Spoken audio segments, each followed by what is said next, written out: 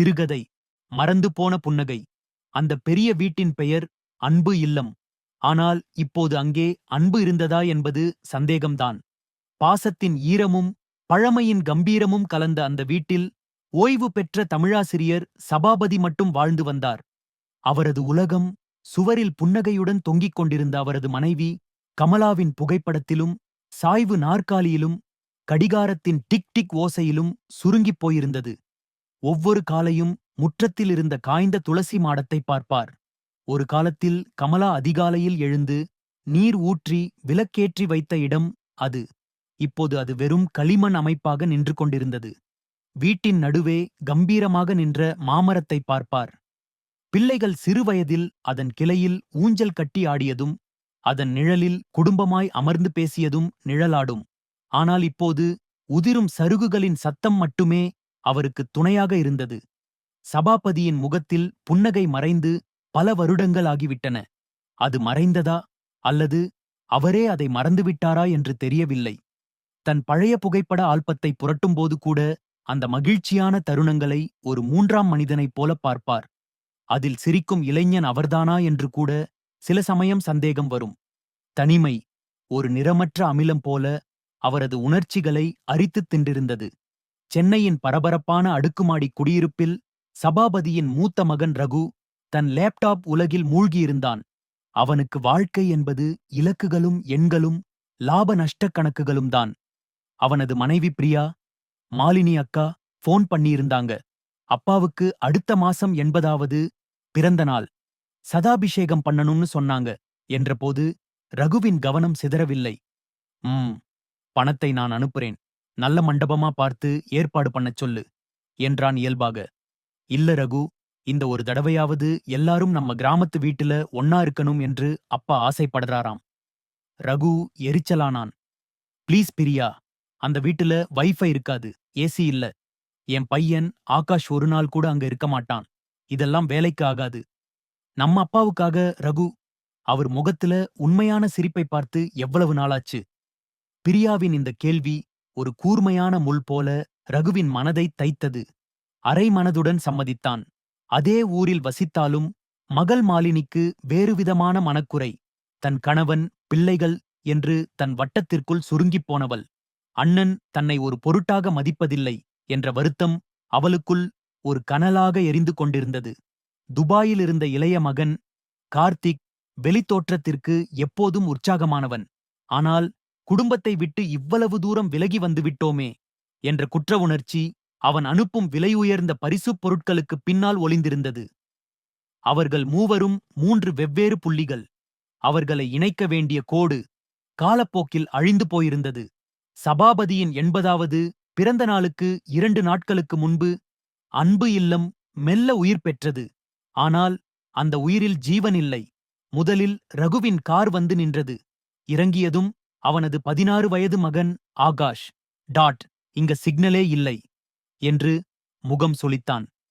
பிரியா வீட்டின் தூசியையும் பழைய பொருட்களையும் ஒருவித ஒவ்வாமையுடன் பார்த்தார். அடுத்து வந்த மாலினி அன்புடன் செய்து கொண்டு வந்த பலகாரங்களை பிரியா மேம்போக்காக பார்த்தபோது இருவருக்கும் இடையே ஒரு பனிப்போர் மெலனமாகத் தொடங்கியது. ஆனால் மாலினியின் மகள் அஞ்சலி ஓடிச் சென்று தாத்தாவின் கழுத்தை கட்டிக்கொண்டாள். தாத்தா, எப்படி இருக்கீங்க என்ற அவளது பிஞ்சு விரலில் இருந்த பாசத்தைக் கண்ட சபாபதியின் முகத்தில் வறண்ட நிலத்தில் விழும் முதல் மழைத்துளி போல ஒரு மெல்லிய உணர்ச்சி ரேகை தோன்றி மறைந்தது. கடைசியாக துபாயிலிருந்து கார்த்திக் வந்து இறங்கினான். அப்பா என்று உற்சாகமாக கட்டியணைத்தான். ஆனால் அந்த உற்சாகம் சபாபதியின் தனிமையின் சுவரைத் தாண்டி உள்ளே செல்லவில்லை. அன்று இரவு முற்றத்தில் அனைவரும் கூடினார்கள். ஆனால் யாரும் மனம் விட்டுப் பேசவில்லை. ரகுபோனில் வியாபாரம் பேசினான். கார்த்திக் தன் துபாய் வாழ்க்கையைப் பற்றி பெருமையடித்தான். மாலினி சமையலறையில் புகுந்து கொண்டாள். ஆகாஷ் ஒரு மூலையில் அமர்ந்து கேம் விளையாடினான்.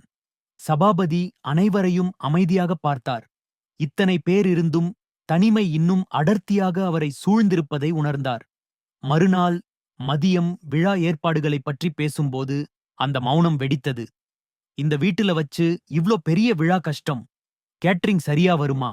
ஊர்ல இருக்கிற பெரிய மண்டபத்துல வச்சுக்கலாம் என்றான் ரகு அதிகாரமாக. மாலினியின் பொறுமை கரைந்தது. எல்லாத்தையும் பணத்தை வச்சே பாரு அண்ணா.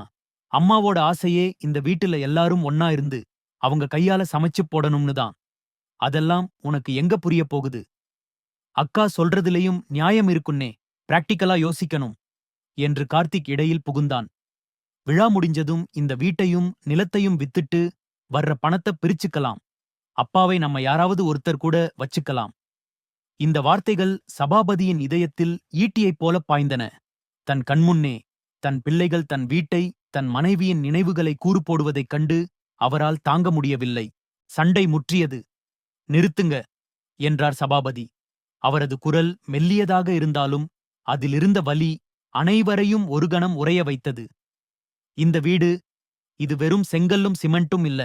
உங்க அம்மாவோட மூச்சுக்காத்து இதுல கலந்திருக்கு. உங்க ஒவ்வொருத்தரோட சிரிப்பும் அழுகையும் இந்த சுவர்ல பதிஞ்சிருக்கு. இத போய் விற்கச் சொல்றீங்களே. நான் செத்துட்டேன்னு முடிவு பண்ணிட்டீங்களா? அவர் குரலுடைய மெதுவாக எழுந்து தன் அறைக்குள் சென்று கதவைச் சாத்திக் கொண்டார். கூடத்தில் ஒரு கனத்த மௌனம். ஒவ்வொருவர் முகத்திலும் குற்ற உணர்ச்சி அப்பிக் கொண்டிருந்தது. தாத்தா சாப்பிடாமல் அறைக்குள் முடங்கிக் கிடப்பது அஞ்சலியை மிகவும் பாதித்தது. அவள் மெதுவாக அறைக்கதவை தட்டினாள். உள்ளே சபாபதி ஒரு பழைய மரப்பெட்டியை திறந்து வைத்திருந்தார். தாத்தா, என்ன இது என்று கேட்டாள் அஞ்சலி. உன் பாட்டியோட புதையல் கண்ணு என்றார். சபாபதி கலங்கிய கண்களுடன் அந்தப் பெட்டியில் காய்ந்த மல்லிகைப்பூ, பழைய கடிதங்கள் மற்றும் ஒரு டைரி இருந்தன. அது கமலாவின் டைரி. அஞ்சலி ஆவலுடன் அதை வாங்கி வாசிக்கத் தொடங்கினாள்.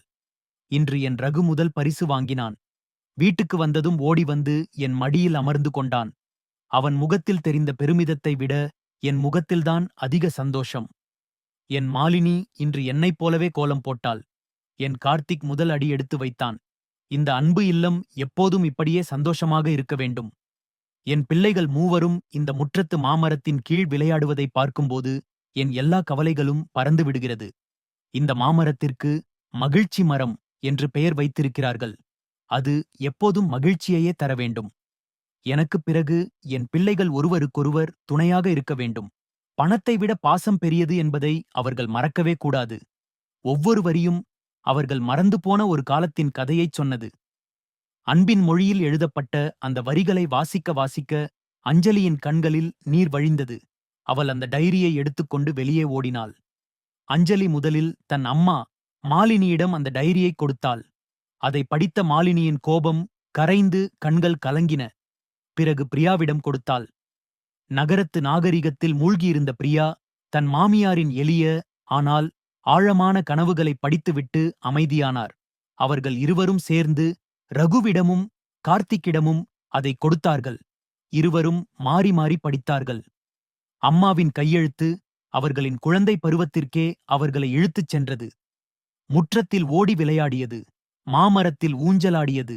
அம்மா ஊட்டிவிட்ட நிலாச்சோறு என எல்லாம் கண்முன் விரிந்தது. அம்மா, அவங்க ஆசைப்பட்ட வாழ்க்கையை நாம வாழவே இல்லை என்றான் ரகு கரகரத்த குரலில். நாம எவ்வளவு பெரிய தப்பு பண்ணிட்டு இருக்கோம் என்றான் கார்த்திக் தலையை குனிந்தபடி. தன் அப்பாக்கள் அழுவதை பார்த்த ஆகாஷுக்கு அது ஒரு புதிய அனுபவம். அஞ்சலி அவனை கைப்பிடித்து முற்றத்திற்கு அழைத்துச் சென்று அந்த மாமரத்தை காட்டினாள். இதுதான் நம்ம பாட்டி சொன்ன மகிழ்ச்சி மரம். அந்த இரவில் அந்த மரத்தின் அடியில் மெல்ல மெல்ல பனிமலைகள் கரையத் தொடங்கின.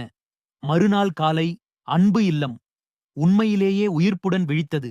ரகுவும் கார்த்திக்கும் சேர்ந்து அந்த மகிழ்ச்சி மரத்தைச் சுற்றியிருந்த புதர்களை அகற்றி சுத்தம் செய்தார்கள். பிரியாவும் மாலினியும் சமையலறையில் சிரித்துப் பேசிக்கொண்டு பலகாரங்கள் செய்தார்கள். அவர்களின் பல வருட மௌனம் கலைந்திருந்தது. ஆகாஷ் தன் செல்போனை ஓரமாக வைத்துவிட்டு தாத்தாவிடம் தன் பாட்டியின் கதைகளை கேட்டுக்கொண்டிருந்தான். அஞ்சலி அந்த மரத்திற்கு அழகாக வண்ண விளக்குகளை மாட்டினாள். சபாபதி தன் அறையிலிருந்து வெளியே வந்தார். தன் கண்முன்னே விரிந்த காட்சியைக் கண்டு அவரால் நம்ப முடியவில்லை. வறண்டு போயிருந்த அவரது கண்கள் மெல்ல குளமாகின. பிள்ளைகள் மூவரும் அவரிடம் வந்து காலில் விழுந்தார்கள். எங்களை மன்னிச்சிடுங்கப்பா என்றனர் ஒருமித்த குரலில். சபாபதி அவர்களை தூக்கி நிறுத்தினார். வார்த்தைகள் வரவில்லை. மெதுவாக புன்னகைத்தார். பல வருடங்களுக்குப் பிறகு அவரது முகத்தில் அந்த உண்மையான இதயம் நிறைந்த புன்னகை துளிர்த்தது. அது கமலாவின் புகைப்படத்தில் இருந்த புன்னகையைப் போலவே இருந்தது. சதாபிஷேக விழா. கல்யாண மண்டபத்தில் அல்ல, அந்த அன்பு இல்லத்தின் முற்றத்தில், அந்த மகிழ்ச்சி மரத்தின் நிழலில், உறவுகளின் உண்மையான சிரிப்பொலிகளுக்கு மத்தியில் கோலாகலமாக நடந்தது. விழா முடிந்த மறுநாள் குடும்பம் புகைப்படம் எடுக்கத் தயாரானது. சபாபதி நடுவில் அமர, அவரைச் சுற்றி பிள்ளைகள், பேரக்குழந்தைகள் என அனைவரும் உண்மையாகச் சிரித்தனர்.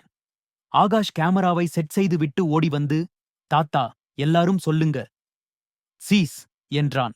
சபாபதி அனைவரையும் அன்புடன் பார்த்துவிட்டு, சீஸ் இல்ல கண்ணா, குடும்பம் என்றார். அனைவரும் சிரிக்க, கேமரா அந்த மகிழ்ச்சியான தருணத்தை படம் பிடித்தது. கார்கள் கிளம்பும்போது ஒவ்வொருவரும் அடுத்த விடுமுறைக்கு இங்குதான் வரவேண்டும் என்று வாக்குறுதி அளித்துவிட்டுச் சென்றனர். சபாபதி கைகளை அசைத்து வழி அனுப்பி வைத்தார். அவர் முகத்தில் இப்போது தனிமை இல்லை, ஒரு பெரும் நிறைவு இருந்தது. மீண்டும் தன் சாய்வு நாற்காலியில் அமர்ந்தார். ஆனால் இந்த முறை அவர் பழைய ஆல்பத்தை பார்க்கவில்லை. ஜன்னல் வழியாக அந்த மகிழ்ச்சி மரத்தை பார்த்து மென்மையாக புன்னகைத்தார். அதன் ஒவ்வொரு இலையும் காற்றில் அசைந்து அவருக்கு வாழ்த்துச் சொல்வது போலிருந்தது. மறந்து போன புன்னகை இப்போது அந்த வீட்டில் நிரந்தரமாக தங்கியிருந்தது. முற்றும்